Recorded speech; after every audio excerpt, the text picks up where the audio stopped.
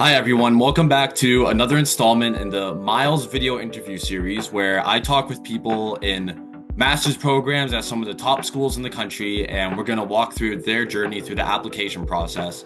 And then at the end, they're going to tell us how Myls could have helped them with that whole process. Today, I'm joined by Alexandra, who has done a bachelor's and master's at UBC. Alexandra, how are we doing today? I'm doing very good, thank you, and you? Doing great, doing great. I'm really happy you took some time out of your day to do this interview. I think it's going to help a lot of students. So yeah, I'm really looking forward to it. Yeah, I'm excited too. Great. Awesome. So just to start, so I know you've done bachelor and masters at UBC. Could you tell me a bit more about like your program specifically and the kind of things you're studying right now? Right. Okay. So when I first got into UBC, I just started with the arts because again, you decide to choose what kind of what you want to get into in your first and second year. So I decided psychology. But then I heard about this program, the BMM at UBC, and it's a bachelor's and master's of management with the Sauder Business School. So that was a really good combination. So you could choose whatever you want to study in your bachelor's while you also do your management at the same time. And then your master's is shortened. So you only have around like a full semester after you graduate with your undergrad to get a master's. And that's just because you take a bunch of master's classes within your undergrad. So it's a lot more work to do, but you are given less time. You know what I mean? So then you can Right. kind of graduate with two different things and it's like the best feeling ever. So yeah, that was kind of like the whole trajectory of my education at UBC. Yeah, Yeah, awesome. It sounds like, I mean, more work, but it sounds like it puts you really like ahead of the curve in it that. does. It really does. Yeah. Awesome. Yeah, so I think you touched on it a little bit there. But what made you choose that program at UBC? Okay, so from coming out of high school, I did the IB. And so I did a bunch of high level classes. And one of them that I loved absolutely like crazy was psychology. Now, I grew up in Vietnam out of all places because my Oh, parents, wow. I I know. never would have guessed Yeah. that. That's awesome. I know. So my dad, he works in hospitality, so we traveled around because of like his hotel work. And with that, I was in international school, and this whole thing about psychology was like, oh my God, like I love it so much. And I don't know, it was very like highly respected there. Now I went to university, I was like, I want to do psychology. And again, you know how hard the job market is with psychology. You have to do a lot of For school sure. to do a good job. And so even though psychology is a really good base for a bunch of different kinds of things like job like prospects all around the world and like what you want to get into doesn't really matter. You don't have to go right into psychology. I knew that I wanted to do something related to business. And that's either because I want to start my own business or if I want to work with a firm or a bank, it doesn't matter. I just knew that that was something I wanted to do. And so with that, I didn't know originally that UBC offered this. And so after a lot of research and even being in my second year, that's when I heard about it. And I was like, okay, well, it's never too late to go ahead and apply. I got into it, the program, transferred into it. And that was like the best kind of like combination of both worlds that I didn't have to get rid of like my passion and like the interests, but also had something that could hopefully help me out when I graduate when it comes to finding a really good job and not having to do too much education, too Right. many. So yeah, that was like the whole thing. Awesome. This sounds like you got it on lock. Honestly, like Yeah, I it know. sounds like you have everything figured out. Oh yeah. Well, hopefully it's kind of more of a, fake it till you make it kind of mindset, For Try to do sure. your Yeah. best. Yeah. Yeah. Yeah, well, you're really like painting a vivid picture for me. That's awesome. So you already touched on this a bit too. But could you walk us through the application timeline for your program? Right.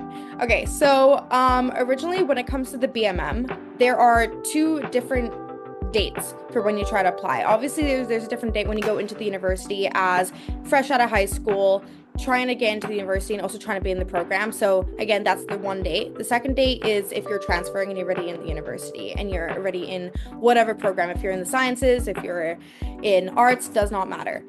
So, anyways, when you get into it, when you go and do these interviews, for me at least, when I did, because it's part of the business school at UBC, they are they're looking at your grades 100%, but they're very much into what are you doing outside of school. And you need to make sure that you have good personable skills. You need to be able to talk well to the camera or to the people that you're talking to. And you need to make sure that you can come up with the best kind of answers in a short period of time, which is like something that was very important. And that's why what we're going to talk about later when it comes to the Myls interview process definitely helped. So with the trajectory of like time periods, there are 3 different steps, at least for me. And there was obviously sending in your transcript and your grades. Then there's also the written portion and then your interview process. So for that application process, how did you go about approaching the personal statement essay for the application? Okay, so my main thing was, what did other people write? I was like, how do I contact whoever? And so what I did, which I think is like a really good tip for a bunch of university students, no matter what university you're going into, is to try to reach out to people, even if you don't know them, and ask them, hey, question, what did you like, how did you find the process? What would be your tips? Because that was like, for me, giving tips now, I will give it and I'm so happy to, but how I did it was also doing the same way. So I would look on YouTube, I would find people that are students currently and be like, hey, what's their Instagram? How do I talk to them? And like, what did they do to get into the university? And how was their personal profile and all such? Because again, UBC, they kind of go with this whole idea that, okay, it's 50-50. It's grades and then your personal profile. You don't want to write a response that's probably going to be the same answer from everybody else. That's kind of like not what they're looking for. They want to find something to learn about you, what is unique. Definitely. If it's something you don't think is very important, it's like, oh, they wouldn't really care about my arts and crafts. Probably they do. They want to see something that's completely different. Who are you? But again, don't be too stressed out to find out, okay, well, like, I'm kind of an average person. Like, what is it that I have to try to sell to them? Like, just be yourself, and they can tell for Definitely. Sure. Because they've been reading and they're trained to look at all these different personal profiles, and if they, they're talented enough to figure it out. So definitely, you need to try to sell who you are and not what you think that they want to know. And then so when you're going through that interview experience, were you nervous for it at all? I was, and the reason for that was, in the beginning, I knew that there was an interview coming up. I didn't know if it was going to be having a call with someone face-to-face or in person, or if it was going to be online where there's a recorder telling me a question. Anyways, it ended up being that it was very much like the platform that we're going to talk about. It's, it was insane. So we were provided like 30 seconds with having this almost fake human talking to me and giving me some random question that I obviously wouldn't have known, because again, it's supposed to kind of throw you off, even though you're getting prepared, and you have other people though that are thinking, oh, because they're not giving me the questions prior, oh, there's no need to prepare. And so they just go in there and they get 30 seconds of them telling the questions, 30 seconds to prepare, and then 30 seconds to record and submit without going back. Then they're kind of like, oh, I'm stumped, So I knew for a fact that it was like, no, that was just, I do not want to be in a situation where I'm stumped and there's no going back. So again, I obviously pretend, like, I would have friends like asking me random questions about myself and I would just try to answer, and they would That's a good way to practice. It's a great way to practice, but it's intimidating. And so hopefully you have a really good friend that won't judge you. But I mean, other than that, you just talk to yourself, look at yourself in the mirror. I've done so much just trying to get the self-confidence, because that was something I really lacked, especially trying to get into the program. So 100% just practice, and that's how I did it. I was just talking to myself, talking to my friends, even called my parents that are back in Vietnam. I was on the phone with them and just like, just help me out, like, I just need help. So there we go. That's just the little few things I did. Yeah, got through it. Yeah, that's crazy they didn't let you know what format their interview was going to be in. Like, that would have made me so stressed. I think that was just my lack of, like, I did a lot of research, but I think it was my lack of really looking into it. Like, okay, and they said in interviews, in my head I was thinking, okay, well, if they send me a link, I don't know what it's going to be. But again, like, if you talk to someone within the program, and that's why I really like preface this, even I've spoken in person to people that are trying to get into any university in Canada or anywhere else, like, please just go and reach out to people, even if you don't know them, and it doesn't matter. Like, a lot of them will come and give you like the raw answers of what they believe, and like give you a little tips of like, okay, if I was you, this is what I would do. They're already in the university, there's nothing to do. Why not just help someone out? And so specifically during these interviews, what kind of questions were they asking you? Did you feel like mostly prepared for them?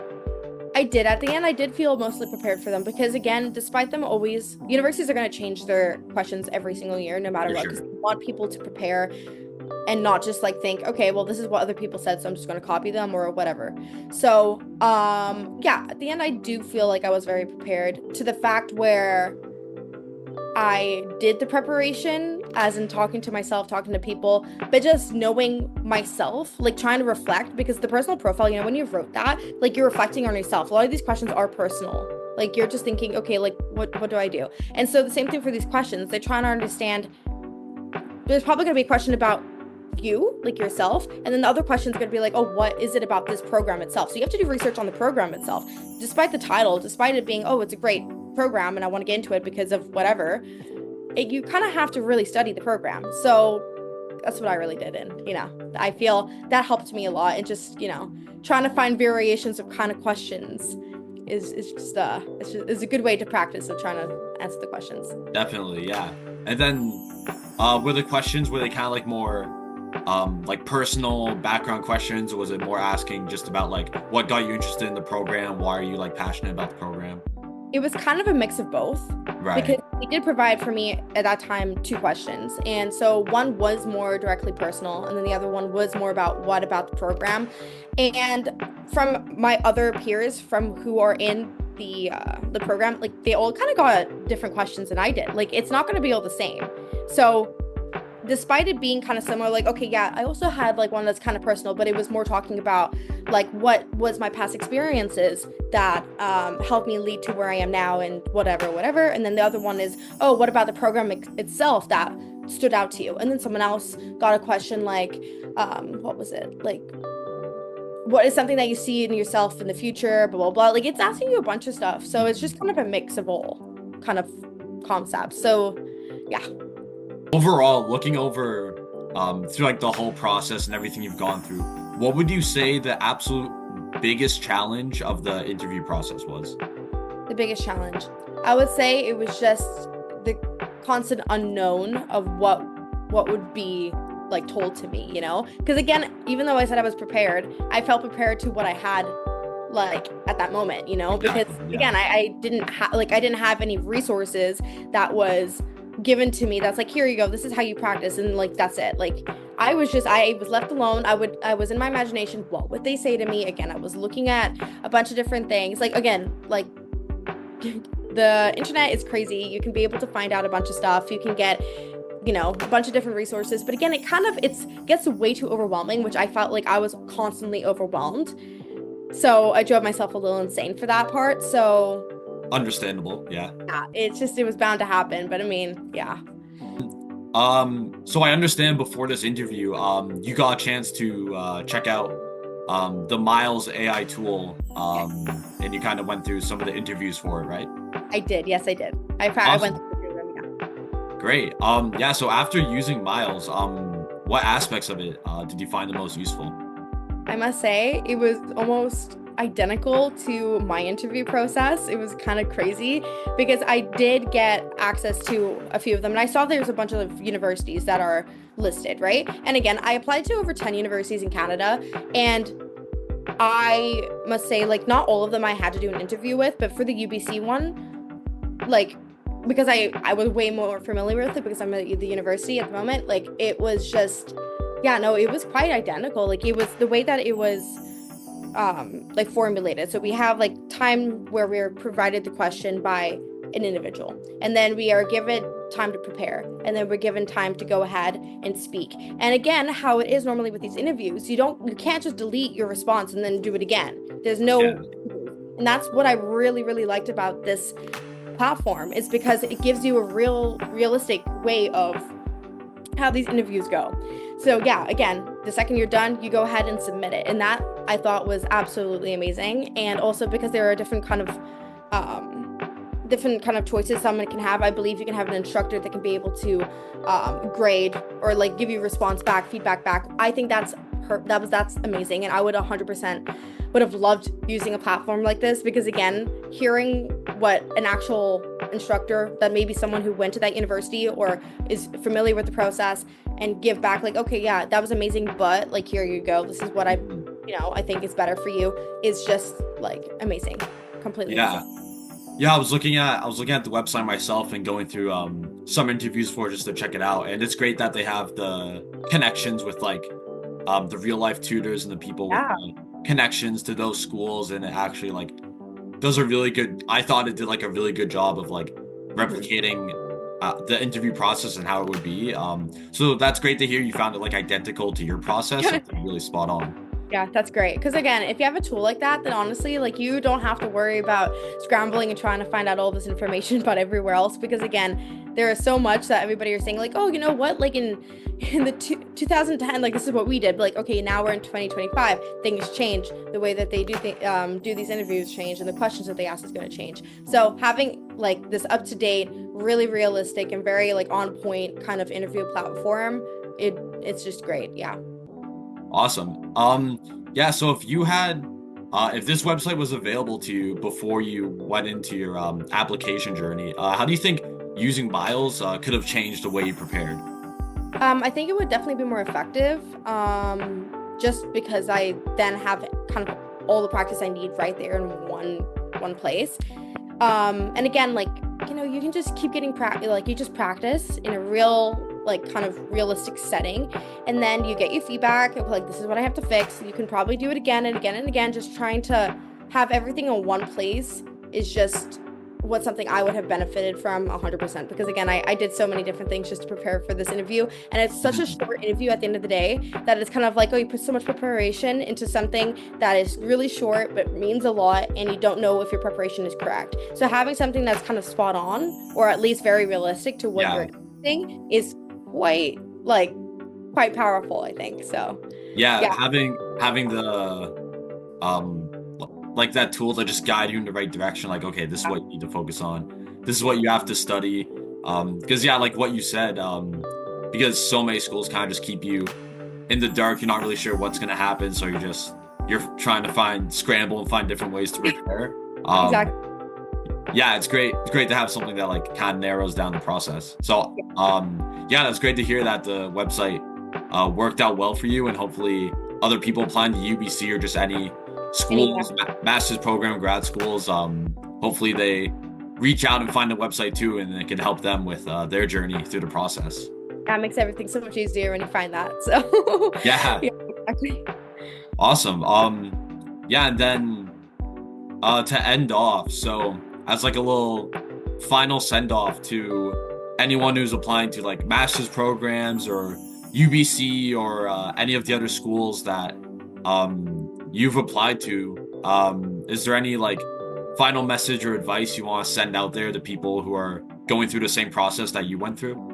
There's a few things I would say. So I know the application process is super overwhelming. You can sometimes feel like, oh, I'm not worthy of anything, so why even bother? Please just try. You never know, and don't let your own self-esteem kind of impact like your decisions or how you try when it comes to applying to all these universities. There are so many students that are worthy of this, and I feel like, trying to get rid of all that, like, oh, you know what, like, I don't even think I'm going to get into this university. It's like the top one in Canada, for example. Like, imagine you're applying to any of the programs, or like this program is so hard, like it's 3% to get in, like I just don't feel like I could get in. Just try, honestly, just try. Because guess what, you might get that letter in the mail and be like, hey, congratulations, and you'd be like, wow. Imagine if I just listened to myself and been like, oh, okay, well, I wouldn't have gotten it anyways, and just like, you would have never gotten that letter. So please just try. Don't care about what other people say too. That's like a big thing. I've had counselors in my high school that told me not to apply to UBC and U of T. Why would they tell you that? I know, that's insane. I honestly, they were like, you know what? I feel like it's just good. It's too much of a reach school. And I was like looking at them like, okay. And I honestly, like, I went home crying to my parents thinking like, I'm not going to apply like this. I didn't want to get that letter and saying, hey, sorry, like, we're not going to take you. I just did not want to do that to myself. I'm going to be so devastated, and that's going to linger for the rest of my life. I'm sorry. No, it's not going to linger. First of all, I've gotten rejections. You're not going to worry about it. That's not going to be the end of your life. You're going to be completely fine. You're going to find something better for yourself that's suited. But also, luckily that I didn't listen to those counselors, because now I got into UBC and I also got into U of T, and you know what? I sent them an email saying, oh, just letting you know that I got in, and they were like, oh, wow. Like, don't listen to other people, listen to yourself. If you want it, you can get it. So just work hard. So that's amazing. Wow. Yeah. I can't believe they told you not to apply for it. That's literally like the Yeah. exact opposite of what a counselor is supposed to You do. would think, right? It really depends. You have to make sure that you got, yeah, that's just, it was definitely shocking for me when I heard that. And I was I felt very discouraged, because especially Definitely. counselors, they very nitpick on your grades and like, this and that will mean this. And like for them, even though they're very, like, there's good counselors, there's bad counselors, and the same thing when it comes to teachers, I've had like so many teachers in the past where, just because of them, I didn't want to pursue a subject, for example, psychology. And now decided, I do like the subject, even though I had a bad teacher, let me just go ahead and see if I like it. And there we go. I'm happy about it. So, there are so many different ways to get to where you want to without trying to have other people hinder your path. So yeah. Definitely. Yeah, those are great points. So for anybody watching this, if you want to get into, if you have a school you want to get into, apply for it. Don't listen to anyone else. You got this. Just go for it. Just go for it. See what happens. Don't stress. Like, you will get in. And then if you feel like you need extra guidance or extra practice, then hop on Myls, get that extra training, and then get into the best school on the planet. You absolutely got this. There we go. Awesome. Well, yeah. Thank you so much for meeting with me today, Alexandra. I think our hopes for like this interview is like students will find it and connect with like your journey and your message and relate to what you've been through, and then hopefully guide them along that path through the application process and then feel more confident going into it. So I feel like this was really valuable for those people, and thank you so much for meeting with me. Of course, I'm so happy to do that. Awesome. Great. Enjoy the rest of your day. So much.